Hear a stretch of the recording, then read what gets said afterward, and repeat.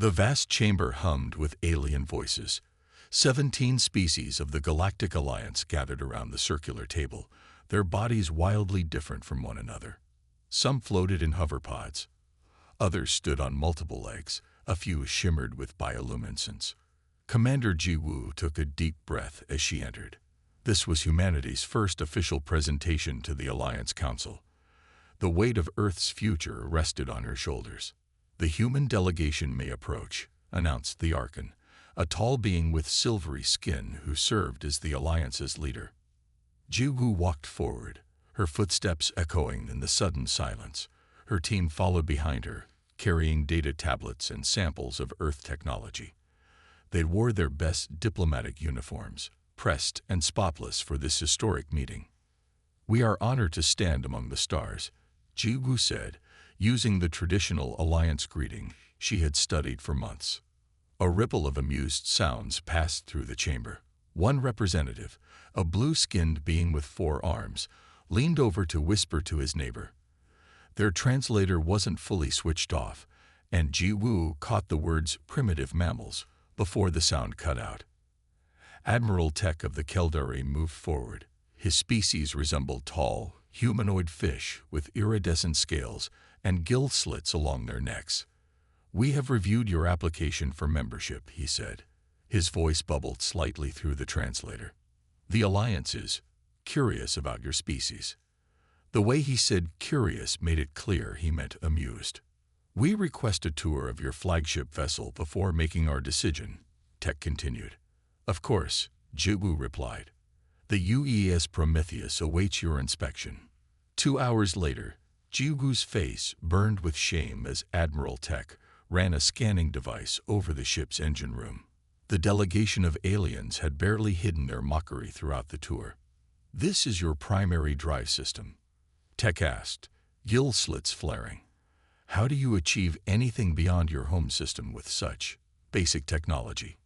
"Our ion propulsion system has served us well for interplanetary travel," explained Captain Kim, the Prometheus's commanding officer.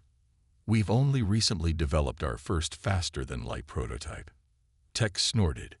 "You still use chemical propulsion as backup systems. And these weapon batteries, they're practically museum pieces." The other ambassadors chittered and rumbled in agreement. A small, insect-like being tapped at the metal hull with one of its limbs, as if checking if it would fall apart.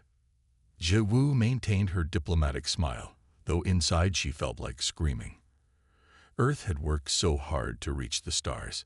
Their first contact with the Alliance probe had been celebrated worldwide as humanity's greatest achievement. Yet here they were, being treated like children who had wandered into an adult conversation. "Perhaps you would like to see our medical bay," she suggested, trying to change the subject. "No need," Tech said dismissively. "We've seen enough." The Alliance Council's decision came the next day. Earth was granted provisional membership, the lowest possible status. Humans would be allowed to attend Outer Council meetings, but would have no voting rights. They could trade with Alliance worlds, but were restricted from accessing any advanced technology. "It is for your own protection," the Archon explained. "Young species often destroy themselves when given power they don't understand." Ji-woo bowed and accepted the terms, knowing Earth had no choice.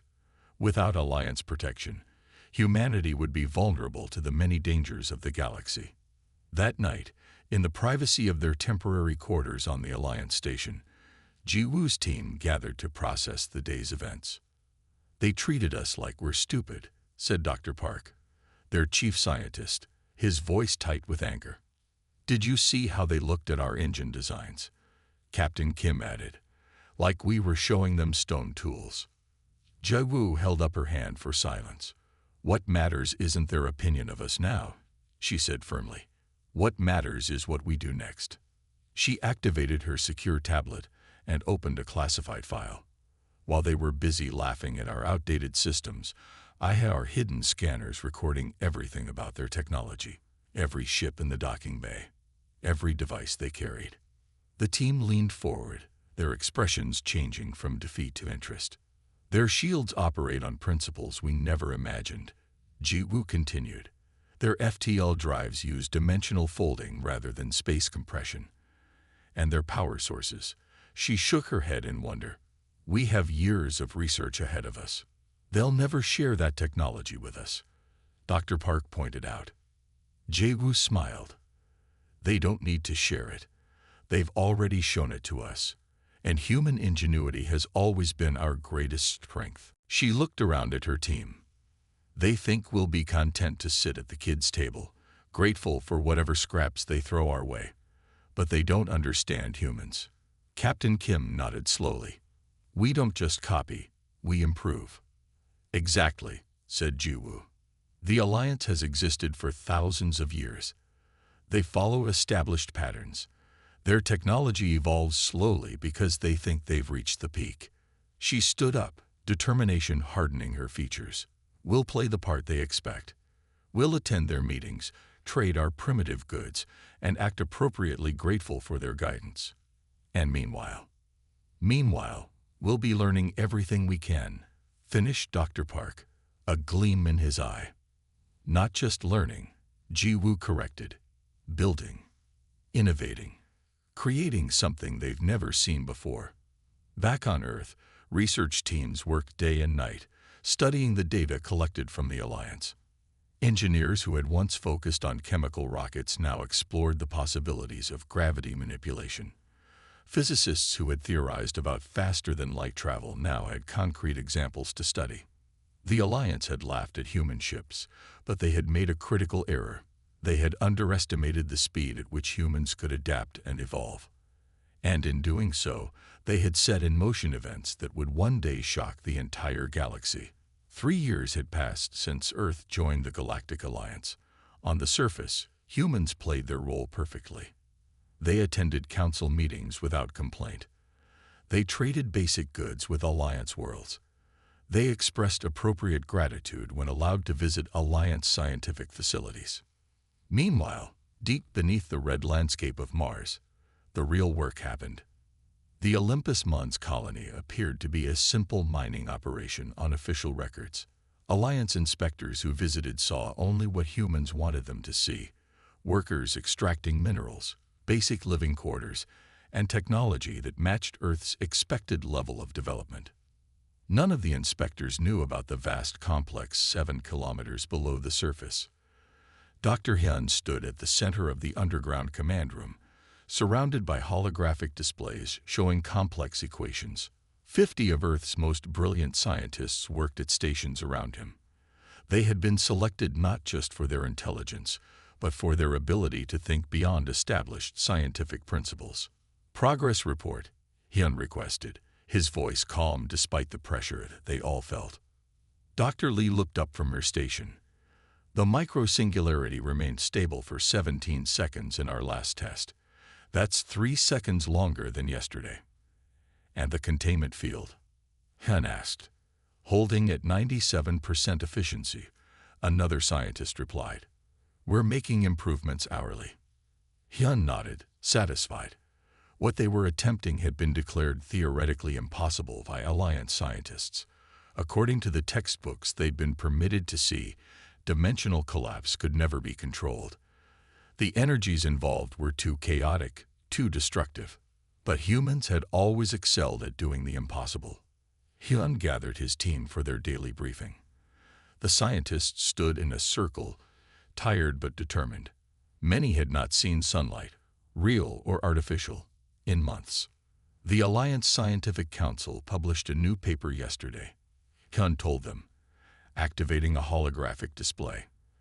They once again stated that controlled dimensional manipulation beyond simple FTL travel is, quote, a fantasy pursued only by primitive species who don't understand cosmic principles. Soft laughter rippled through the room. They think we're still playing with lasers and kinetics, Hyun continued, a rare smile crossing his face.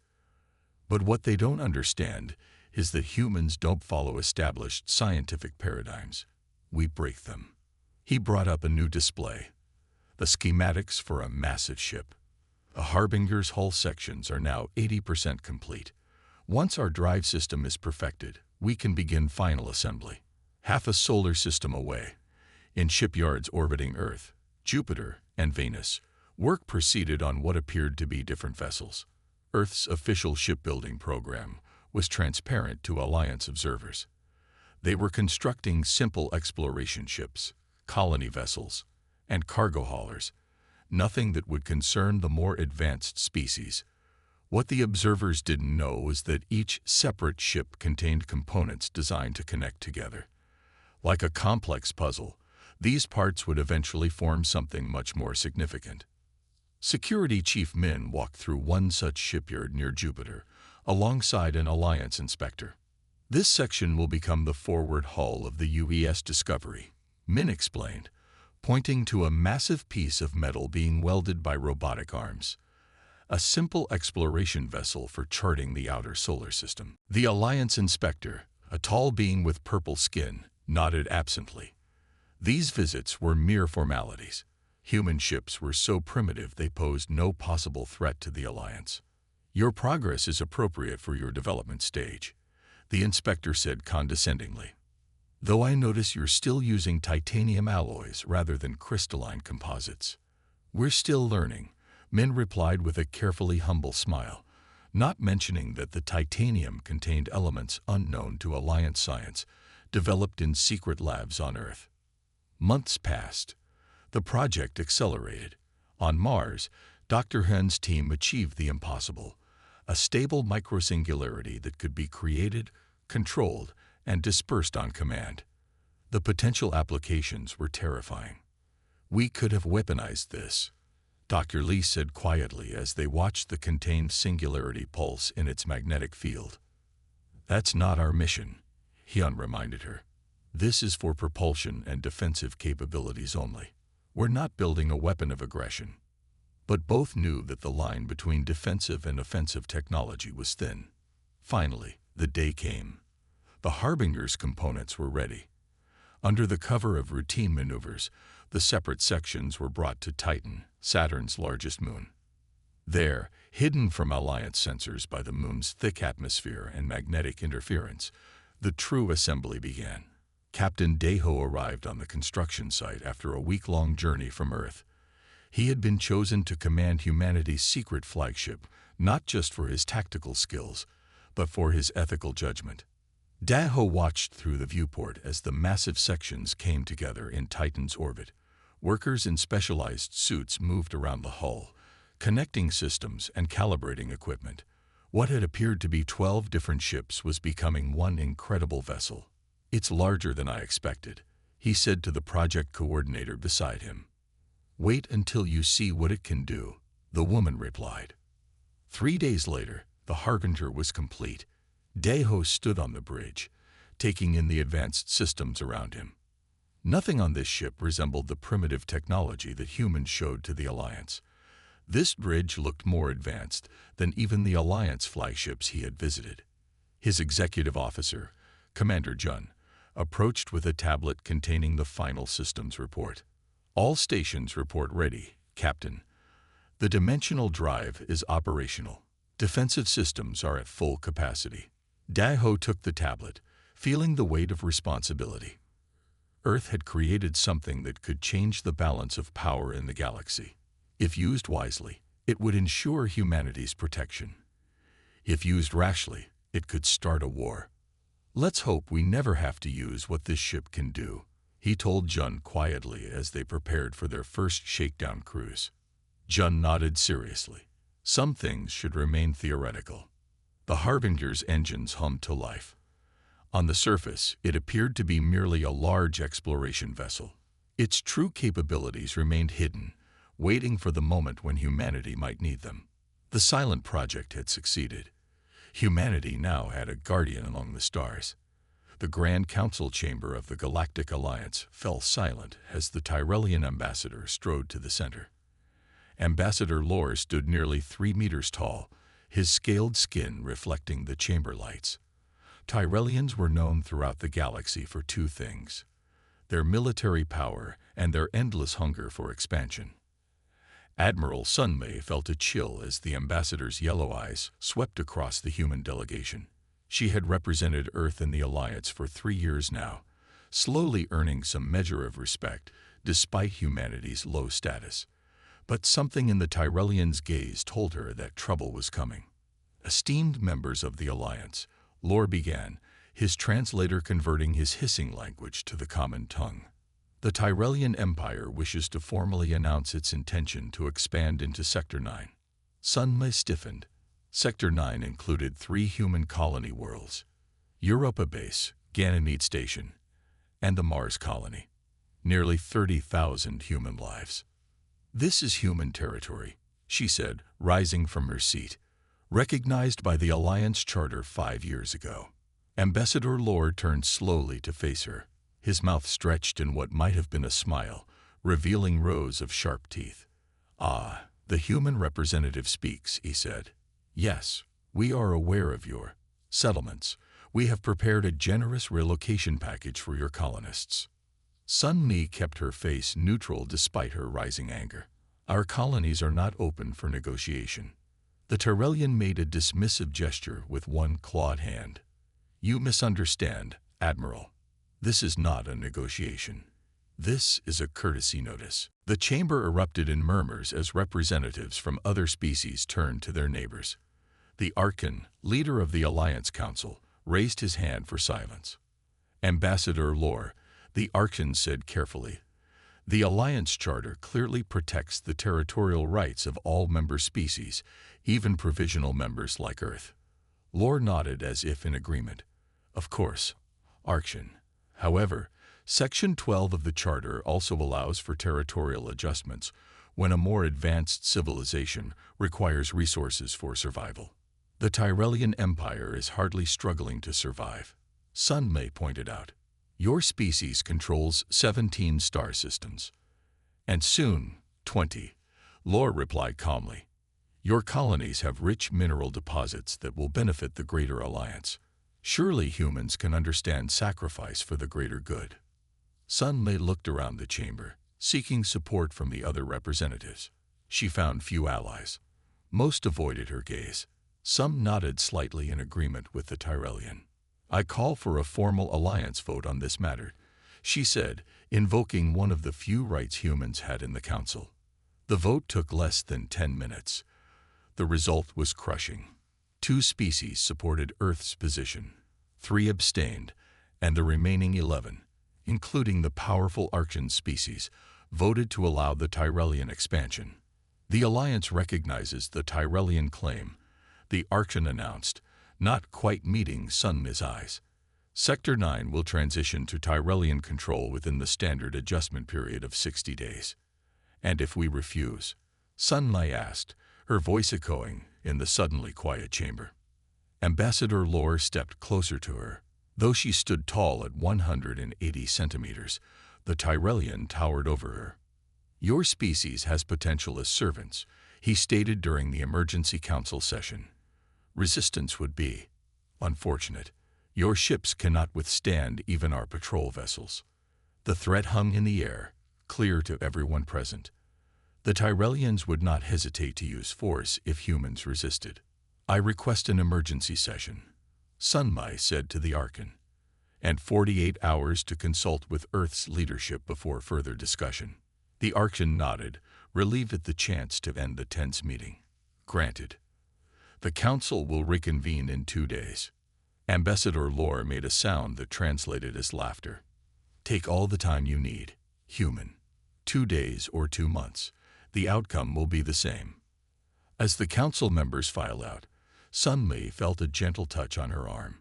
It was Ambassador Tull of the Pentari, one of the 2 species that had voted to support Earth.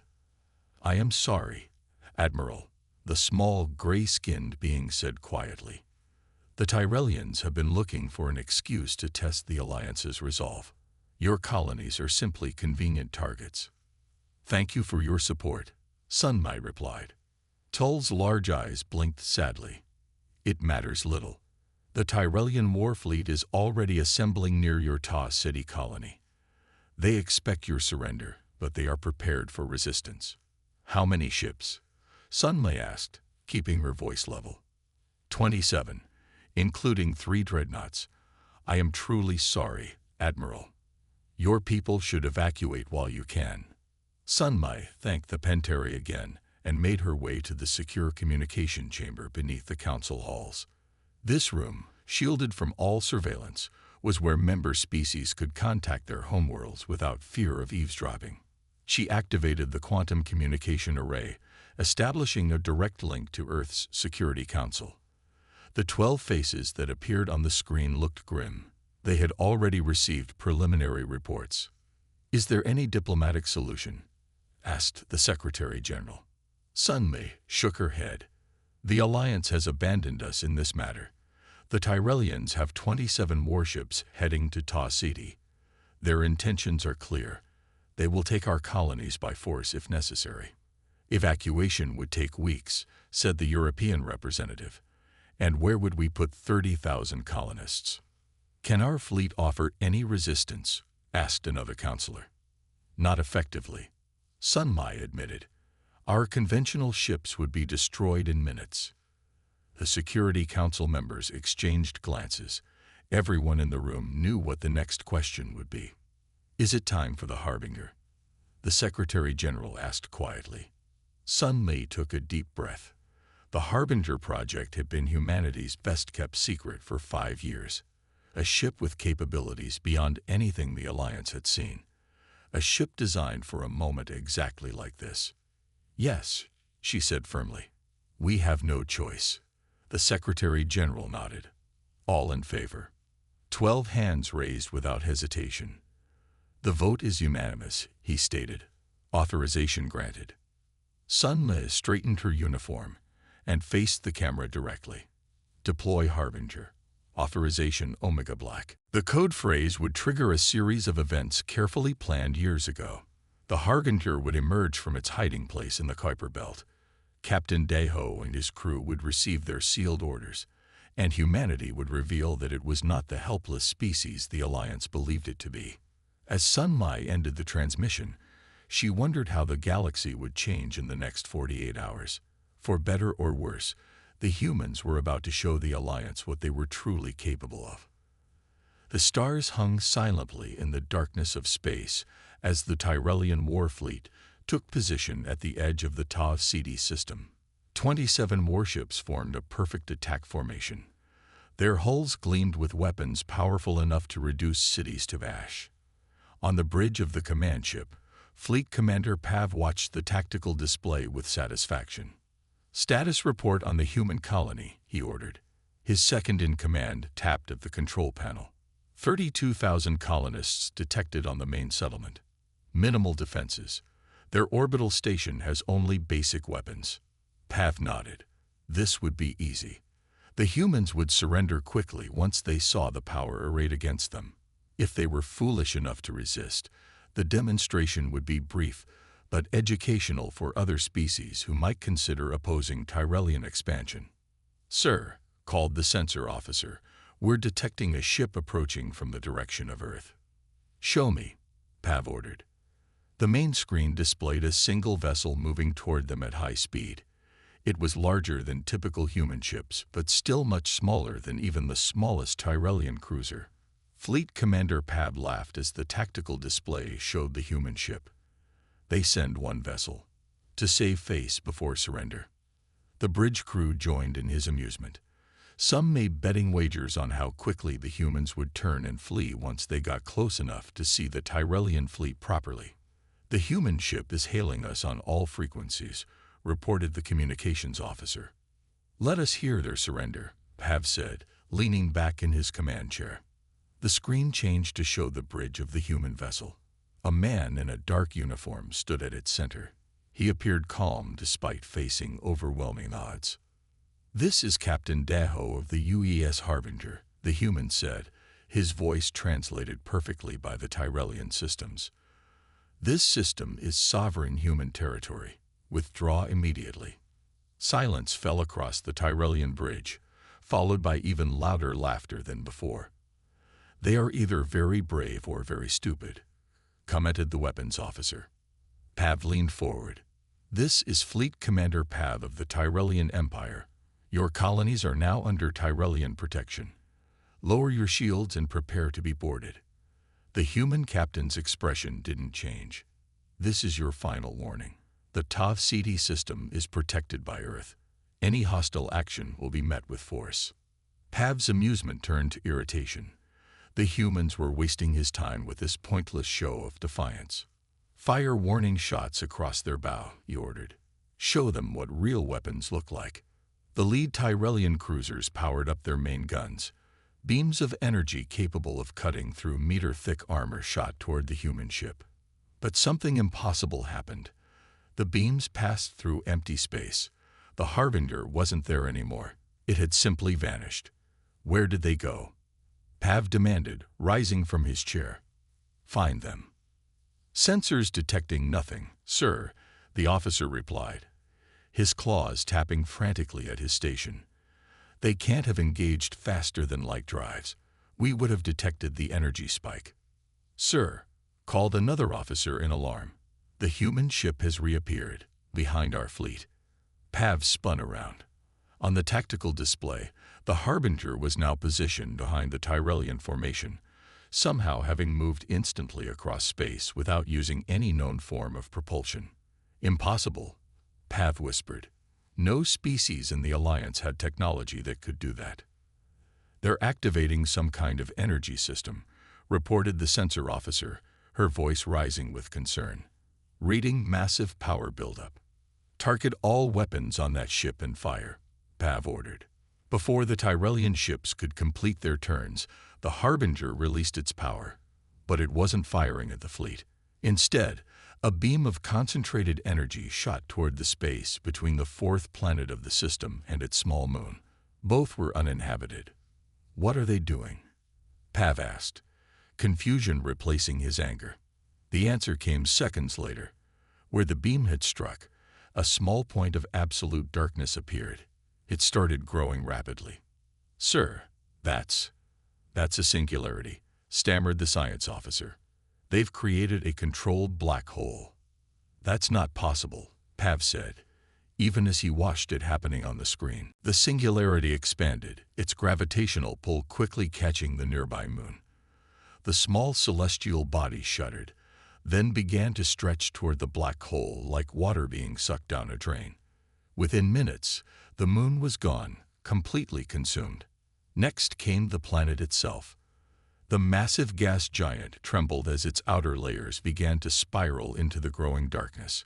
Continent-sized storms in its atmosphere stretched and twisted before disappearing into the void. The planet's rings shattered, their fragments forming a spiral of debris flowing into the singularity. The entire Tyrellian fleet watched in horrified silence as a planet disappeared before their eyes. Then, as suddenly as it had begun, the singularity started to contract.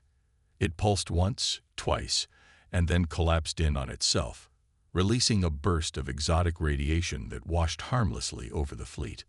Where a planet and moon had been, there was now only empty space. The communication screen activated again.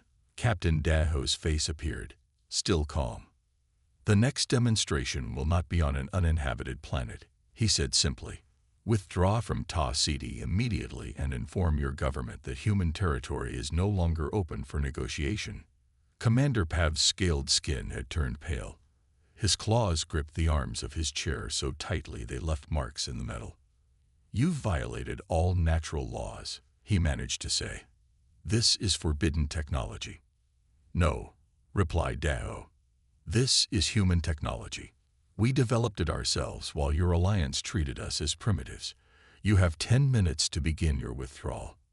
The screen went dark. Commander Pav's voice shook as he ordered an immediate retreat. "All ships, maximum speed. Return to Tyrellian space." "Sir," his second-in-command protested, "we still outnumber them." "We cooled. Did you not see what just happened?" Pav hissed.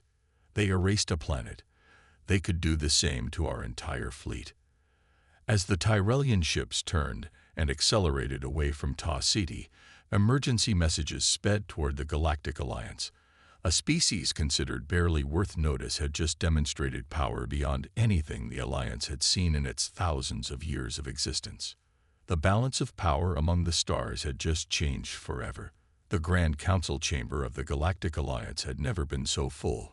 Representatives from all 17 member species crowded the tiered seats. Many had brought additional advisors and security staff. The air felt thick with tension. At the center of the chamber, a large holographic display showed the same footage over and over. The UES Harbinger creating a singularity that consumed an entire planet before vanishing. Each time the planet collapsed into darkness, a wave of whispers swept through the audience.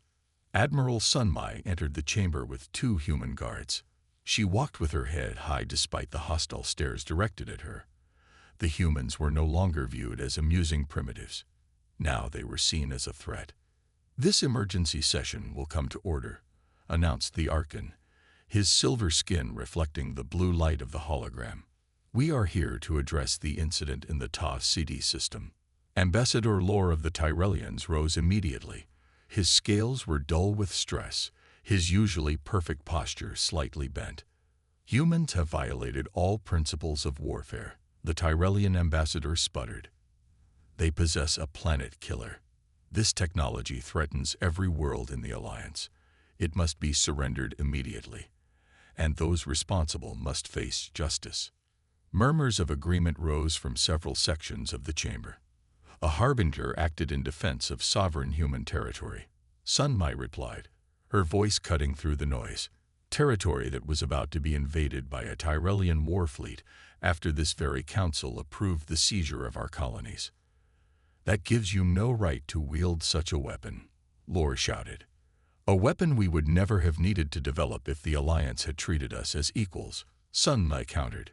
She looked at each section of the chamber, meeting the eyes of representatives who had dismissed humans for years. "From our first contact, we were treated as children. Our technology was mocked. Our concerns were ignored. Our rights were considered less important than those of full members." The Archon shifted uncomfortably in his seat. "Admiral, surely you understand the danger such technology poses." "We understand it better than anyone," Sunmai said.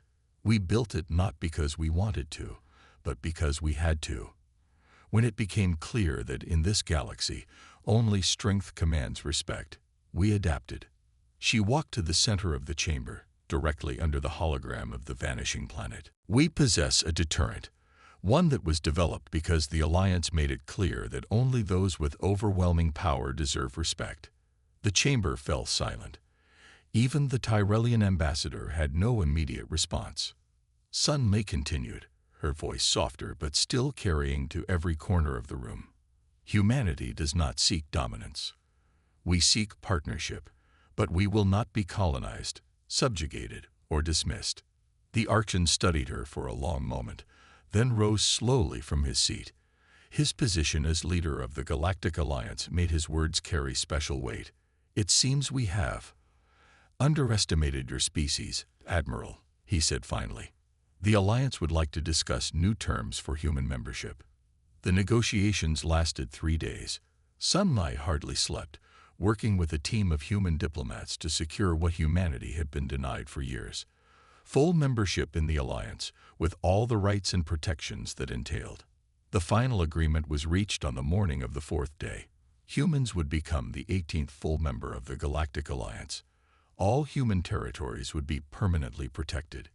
In exchange, Earth agreed to share some of its technological advances, though not the dimensional singularity technology, and to abide by new restrictions on weapons development that would apply to all species equally.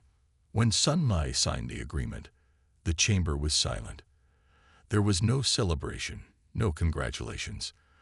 The other species were still processing what had happened.